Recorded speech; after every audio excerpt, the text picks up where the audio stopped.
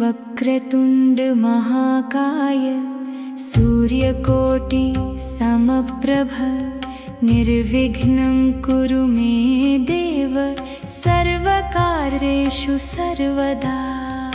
ॐ गं गणपते नमः। या कुन्देन्दुतुषारहारधवला या शुभ्रवस्त्रावृता या वीणावरदण्डमण्डितकरा या श्वेतपद्मासना या ब्रह्माच्युतशङ्कर प्रभृतिभिर्देवैः सदा वन्दिता सा मां पातु सरस्वती भगवती निःशेषजाड्यापहा।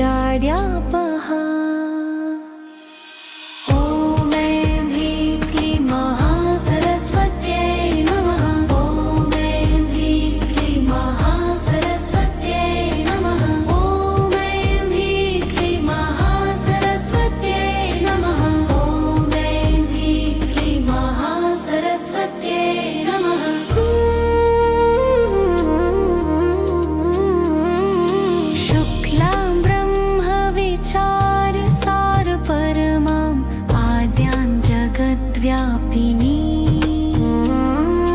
वीणा पुस्तकधारिणीमभयदां जाड्यान्धकारापहां हस्ते स्फटिकमालिकां विदधती पद्मासने संस्थितां वन्दे तां परमेश्वरीं भगवती बुद्धिप्रदां शारदा। ॐ ऐं ह्रीं क्लीं महासरस्वत्यै नमः। ॐ ऐं ह्रीं क्लीं महासरस्वत्यै नमः।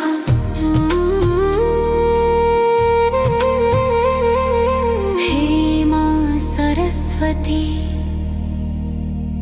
मेरे विचारों को पवित्र बनाओ, मेरी वाणी में मधुरता भर दो, मेरे मन के हर अंधकार को ज्ञान के दीप से आलोकित कर दो माँ। मेरे छोटे हाथों में जो भी लिखा जाए उसमें आपका आशीष बस जाए। मेरे हर प्रश्न का उत्तर आप बनो, मेरी हर भूल को आप ही सुधारो माँ। सरस्वती नमस्तुभ्यं वरदे कामरूपिणि विद्यारम्भं करिष्यामि सिद्धिर्भवतु मे सदा। ॐ ऐं ह्रीं क्लीं महासरस्वत्यै नमः। ॐ ऐं ह्रीं क्लीं महासरस्वत्यै नमः। ॐ ऐं ह्रीं क्लीं महासरस्वत्यै नमः। ॐ ऐं ह्रीं क्लीं महासरस्वत्यै नमः। नमः सवित्रे जगदेकचक्षुषे जगत्प्रसूतिस्थितिनाशहेतवे त्रयीमयाय त्रिगुणात्मधारिणे विरञ्चि नारायण शङ्करात्मने।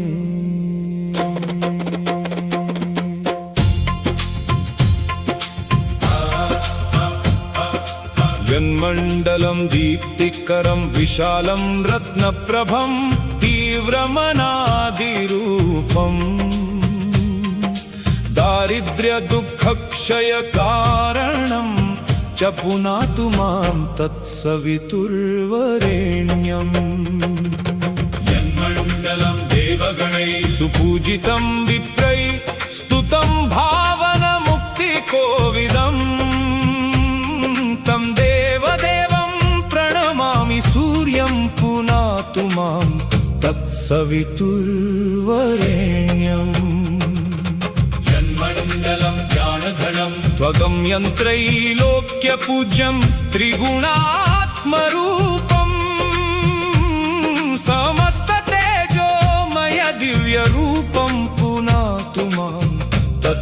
तत्सवितुर्वरेण्यम् यन्मण्डलं गूढमति प्रबोधं धर्मस्य वृद्धिं कुरुते जनानां यत्सर्वपापक्षयकारणं च पुनातु मां तत्सवितुर्वरेण्यम् यन्मण्डलं व्याधिविनाशदक्षं यदृक्यजुस्सामसु सम्प्रगीतम्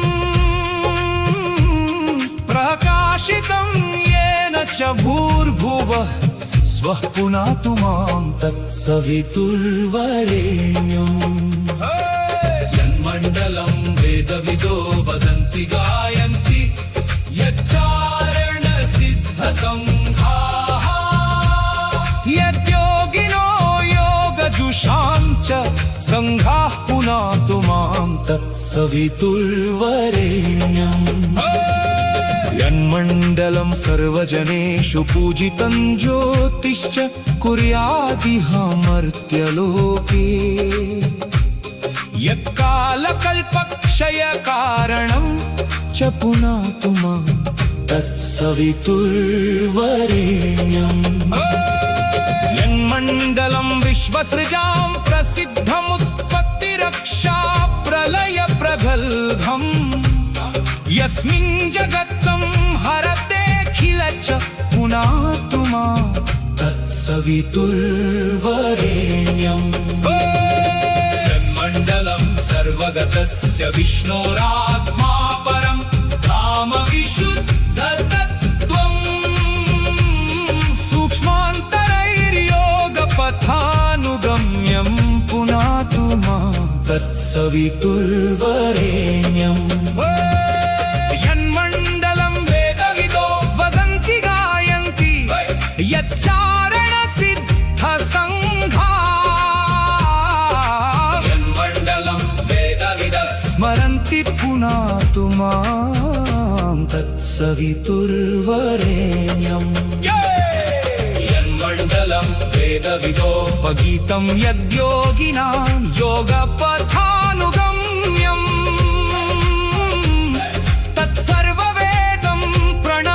सूर्यं पुनातु मां तत्सवितुर्वरेण्यम् मण्डलाष्टकं पुण्यं यः पठेत् सततं नरः सर्वपापविशुद्धात्मा सूर्यलोके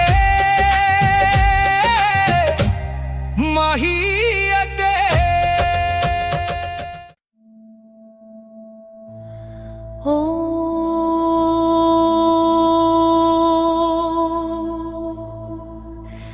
नमः शिवाय।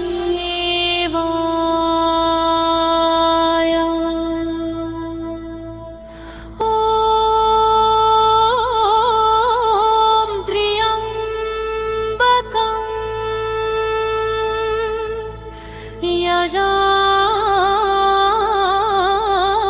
यजामहे सुगन्धिं पुष्टिवर्धनम् उर्वारुकमिव बन्धनां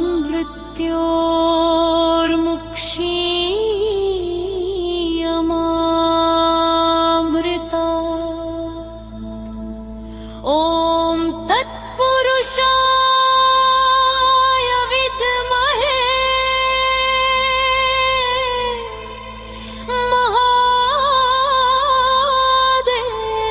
महादेवाय धीमहि तन्नो रुद्रः प्रचोदयात्। ॐ ह्रीं नमः एतशम्भवे दिम रुद्राय नीलकण्ठाय पशुपतये नमः। कर्पूरगौरं करुणावतारं संसारसारं भुजगेन्द्रहारं सदा वसन्तं हृदयारविन्दे।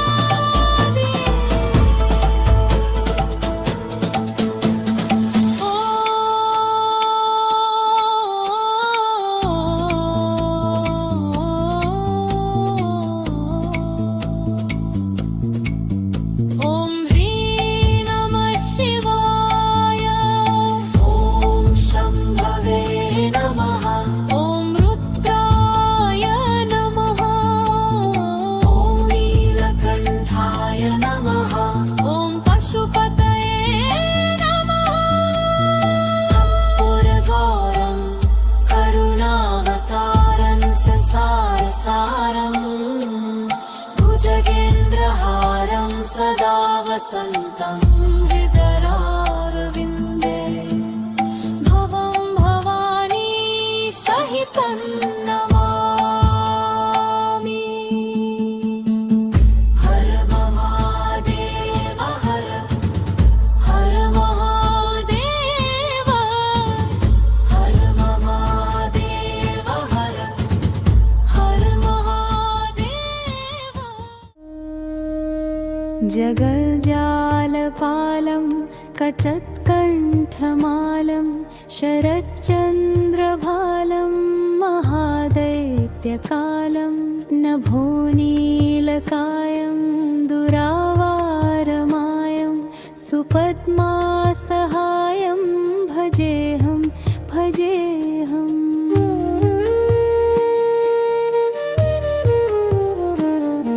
सदाम्भोधिवासं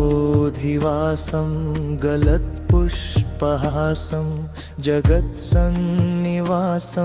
शतादित्यभासं गदाचक्रशस्त्रं लसत्पीतवस्त्रं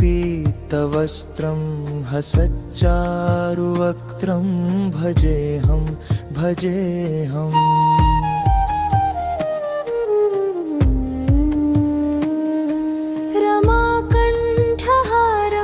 श्रुतिव्रातसारं जलान्तर्विहारं धराभारहारं चिदानन्दरूपं मनोज्ञस्वरूपं धृतानेकरूपं भजेऽहं भजेऽहम्। जराजन्महीनं परानन्दपीनं समाधानलीनं सदैवानवीनं जगज्जन्महेतुं सुरानीककेतुं त्रिलोकैकसेतुं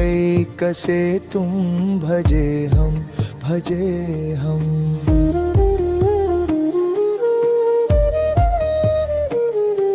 कृताम्नाय गानं खगाधीशयानं विमुक्तेर्निदानं हरारातिमानं स्वभक्तानुकूलं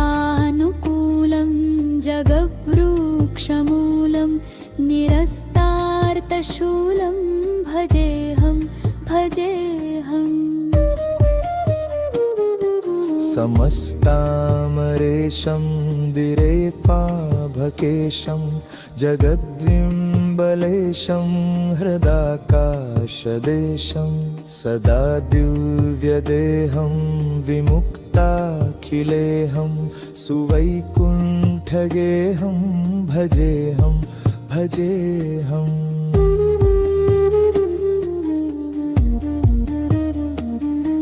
सुरालीबलिष्ठं त्रिलोकीवरिष्ठं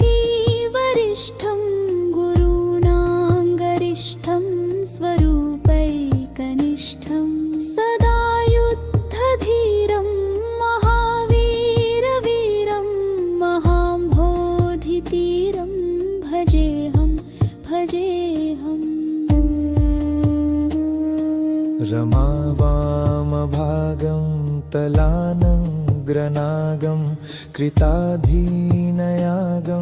गतारागरागं मुनीन्द्रैः सुगीतं सुरैः सम्परीतं गुणौधैरतीतं भजेऽहं भजेऽहम्।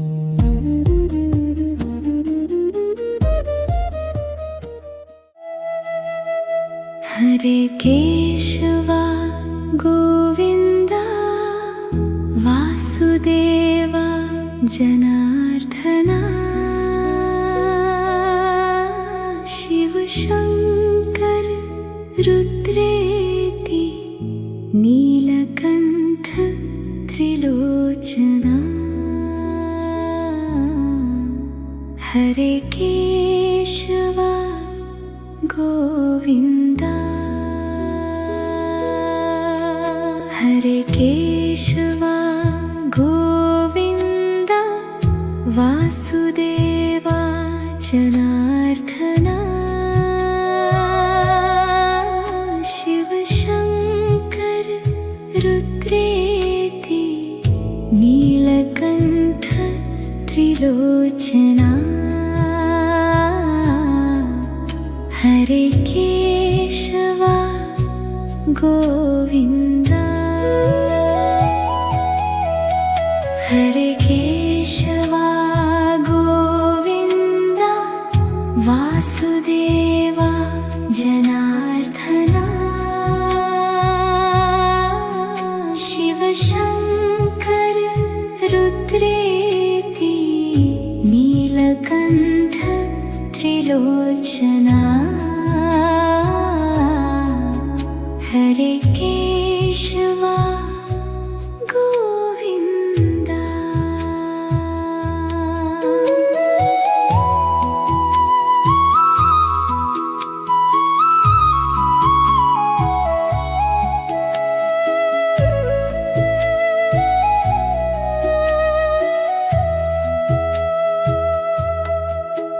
हरे केशवा गोविन्दा वासुदेवा जनार्दना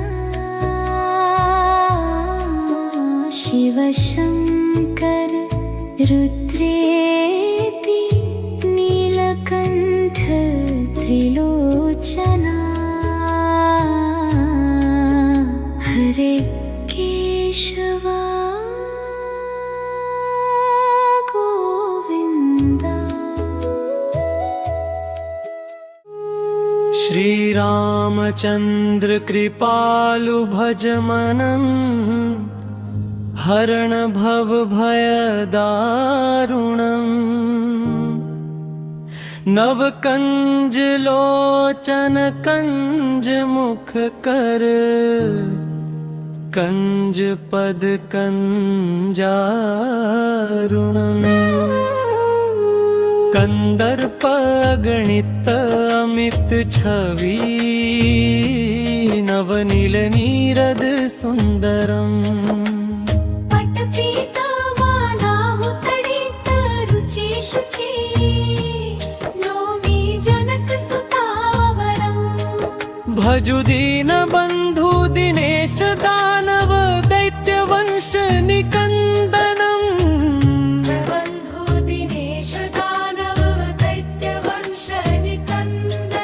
रघुनंद आनंद कंद कौशल चंद दशरथ नंदनम शिरोमुकुकुंडल तिलक चारु दारु अंग विभूषणम् आजानु भुज शर चापधर संग्राम जित खर दूषणम् इति वदति तुलसीदास शंकर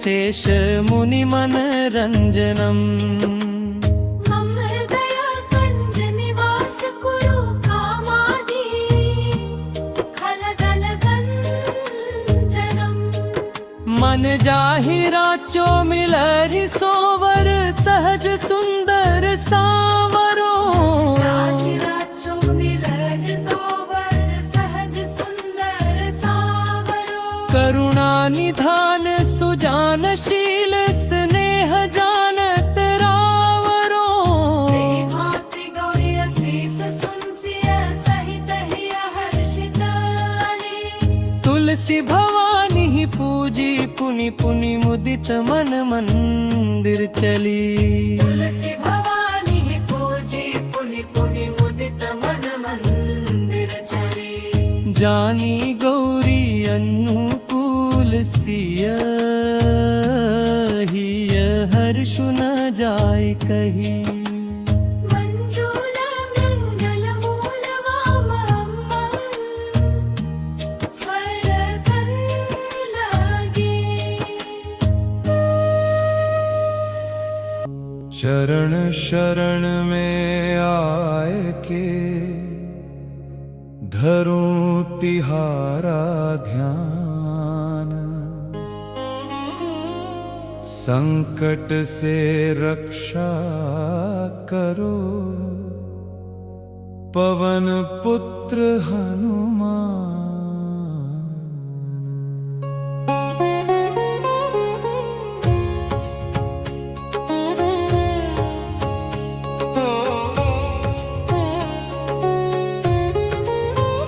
दुर्गम क्रम काज बनाए के कीन्हे भक्त निहाल।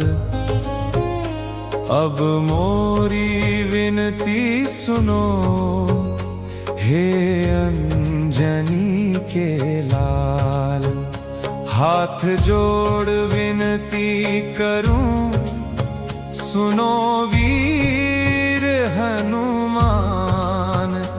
कष्टों से रक्षा करो राम भक्ति देहु दान। पवन पुत्र हनुमान मारुति नंदन नमो नमः। कष्ट भंजन नमो नमः। श्री राम दूतम नमो नमः। श्री संकट मोचन नमो नमः। श्री केसरी नंदन नमो नमः। श्री असुर निकंदन नमो नमः। पूर्णचन्द्रमुखं नीलेन्दुरूपम् उद्भासितं देवं दिव्यस्वरूपम्। पूर्णत्वं स्वर्णत्वं वर्णत्वं देवं। पिता माता बन्धुत्वमेव सर्वं। जगन्नाथ स्वामी भक्तभावप्रेमी नमाम्यहं। जगन्नाथ स्वामी भक्तभावप्रेमी नमाम्यहम्। कुञ्चितकेशञ्च सञ्चितवेषं वर्तुलस्थूलनयनं ममेशं। पीनकनीनिकानयनकोशम् आकृशष्टोष्ठं च उत्कृशिष्टश्वासं। जगन्नाथ स्वामी भक्तभाव प्रेमी नमाम्यहम्।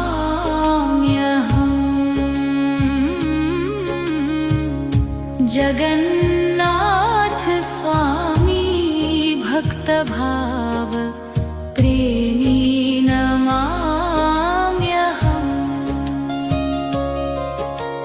नीलाचले चञ्चलया सहितम् आदिदेव निश्चलानन्दे स्थितम्। आनन्दकन्दं विश्वबिन्दुचन्द्रं नन्दनन्दनं त्वम् इन्द्रस्य इन्द्रम्।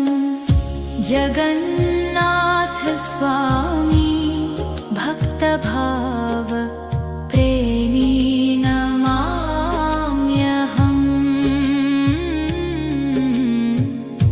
जगन्नाथ स्वामी भक्तभाव प्रेमी नमाम्यहम्। सृष्टिस्थितिप्रलय सर्वमूलं सूक्ष्मातिसूक्ष्मं त्वं स्थूलातिस्थूलं। कान्तिमयानन्तम् अन्तिमप्रान्तं प्रशान्तकुनतलन्ते मूर्तिमन्तम्। जगन्नाथ स्वामी भक्तभाव प्रेमी नमाम्यहम्।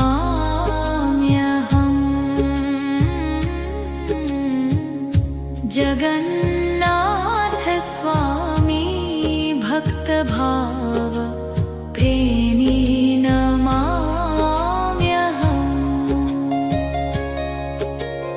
यज्ञतपवेदज्ञानाततीतं भावप्रेमछन्देस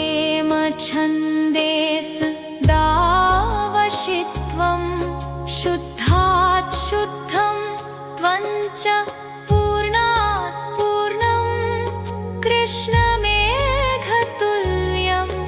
अमूल्यवर्णम्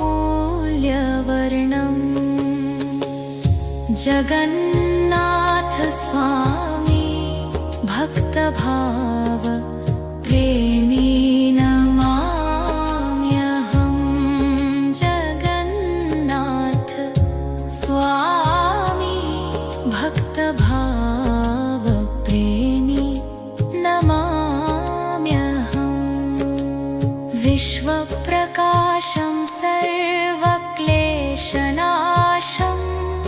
मनबुद्धि प्राणश्वास प्रश्वासं मत्स्यकूर्मनृसिंह वामनः त्वं वराह राम अनन्त अस्तित्वम्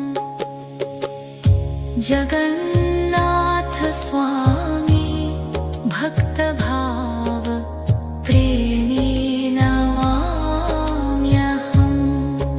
जगन्नाथ स्वामी भक्तभाव प्रेमी नमाम्यहम् ध्रुवस्य विष्णुत्वं भक्तस्य प्राणं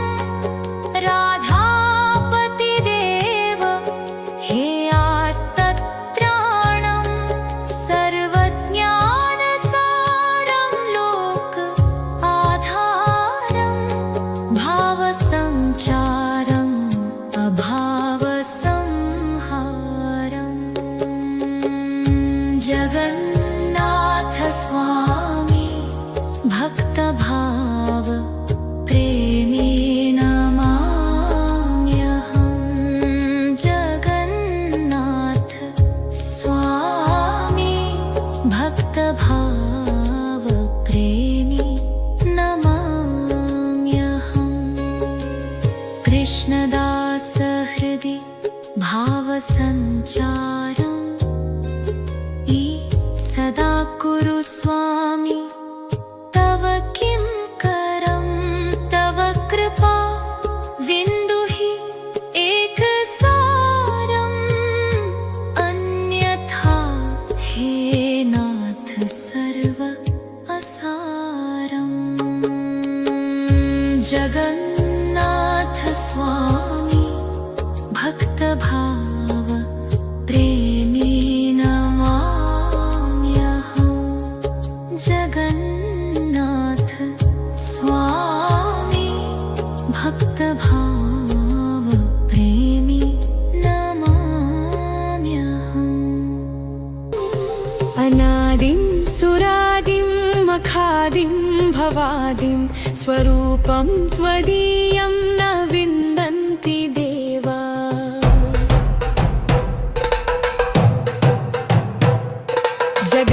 जगन्मोहिनीयं तु वाग्वादिनीयं सुहृत्पोषिणी शत्रुसंहारणीयं वचस्तम्भनीयं किमुच्चाटनीयं स्वरूपं त्वदीयं न विन्दन्ति देवा इयं स्वर्गदात्री पुनकल्पवल्ली मनोजास्तु कामान् यथार्थं प्रकुर्यात् तथा ते कृतार्था भवन्तीति नित्यं स्वरूपं त्वदीयं न विन्दन्ति देवा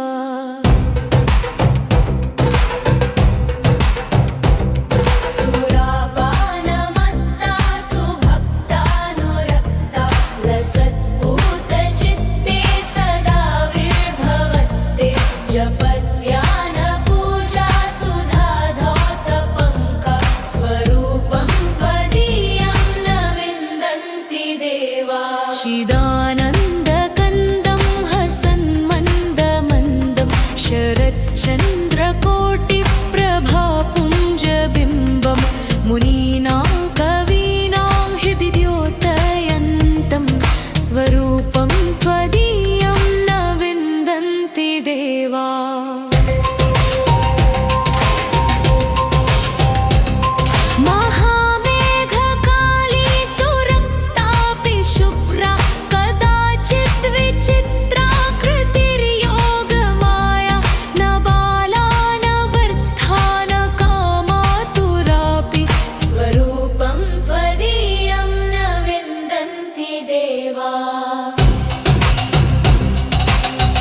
स्वापराधं महागुप्तभावं मया लोकमध्ये प्रकाशितयत् तव ध्यानपूतेन चापल्यभावात् स्वरूपं त्वदीयं न विन्दन्ति देवा।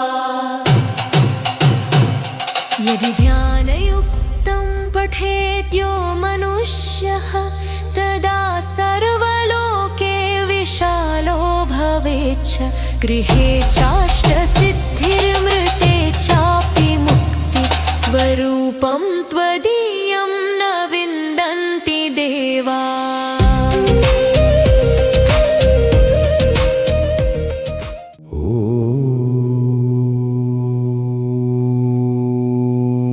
सहस्रारे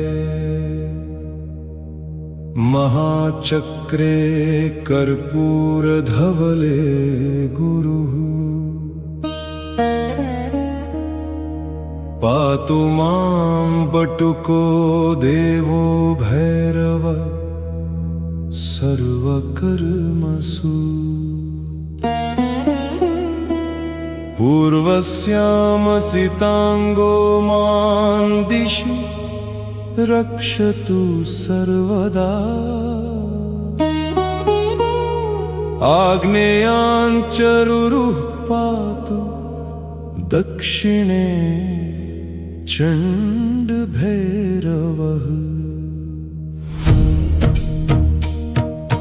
नैऋत्यां क्रोधनः पातु उन्मत्तः पातु पश्चिमे। वायव्यां मां कपाली च नित्यं पायात् सुरेश्वरः। भीषणो भैरवः पातु उत्तरास्यां तु सर्वदा। संहार भैरवः पायादीशान्यां च महेश्वरः। ऊर्ध्वं पातु विधाता च पाताले नन्दको विभुः। सत्यो जातस्तु मां पायात् सर्वतो देवसेवितः। रामदेवो वनान्ते च वने घोरस्तथावतु। जले तत्पुरुषः पातु स्थले ईशानेव च। डाकिनी पुत्रकः पातु पुत्रान् मे सर्वतः प्रभुः। हाकिनी पुत्रकः पातु दारास्तु लाकिनी सुतः।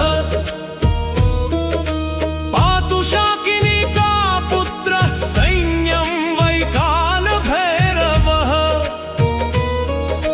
मालिनी पुत्रकः पातु पशुनश्वान् गञ्जास्तथा। महाकालोऽवतु क्षेत्रं श्रियं मे सर्वतो गिरा। वाद्यं वाद्यप्रियः पातु भैरवो नित्यसम्पदा। इति भैरव कवच।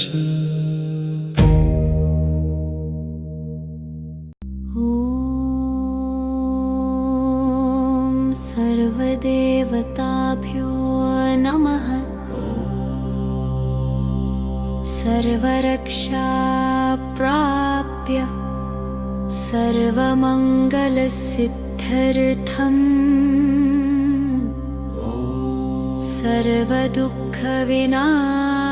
सर्वदुःखविनाशाय वेदम्या जगत्सृष्टिस्थितिकारणाय ब्रह्मस्वरूपाय नमो नमः।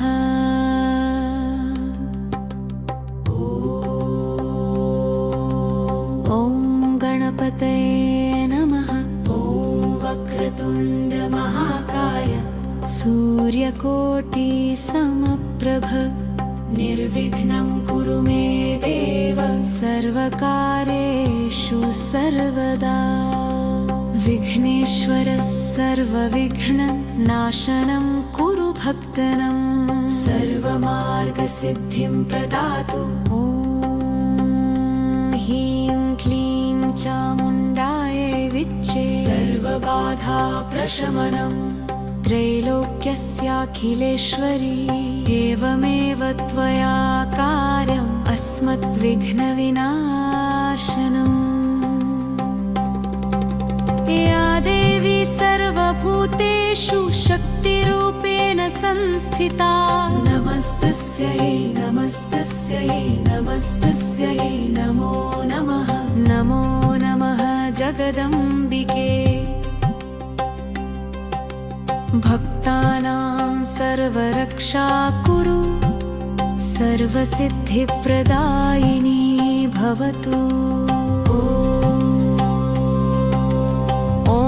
त्र्यम्बकं यजामहे सुगन्धिं पुष्टिवर्धनम् उर्वारुक्मिव बन्धनान् मृत्योर्मुक्षीयमामृतात् ॐ नमः शिवाय शिवो मे चेतना शिवो मे प्राणः शिवो मे मनः शिवो मे सर्वम् महादेव सर्वदुःखनाशनं कुरु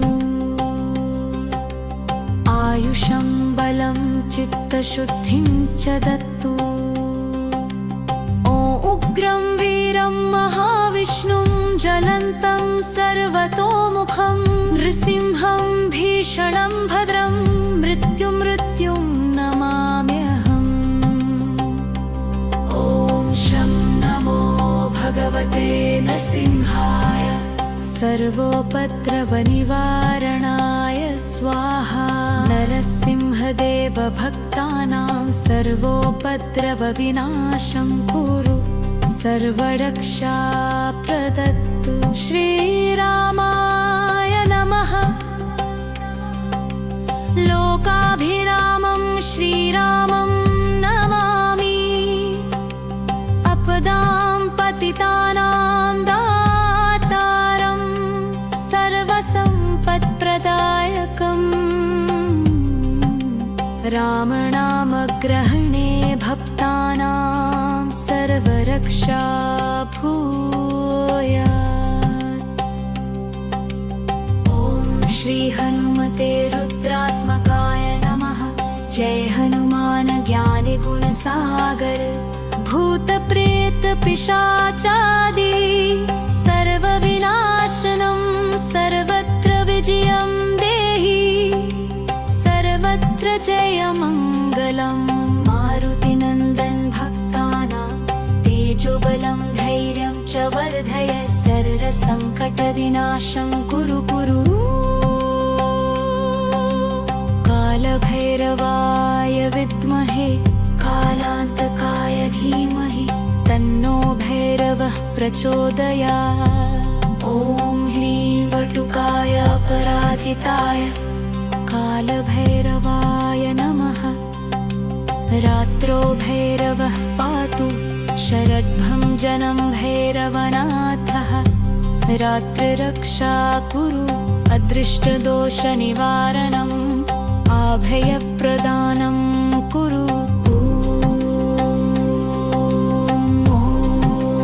भुवुस्सः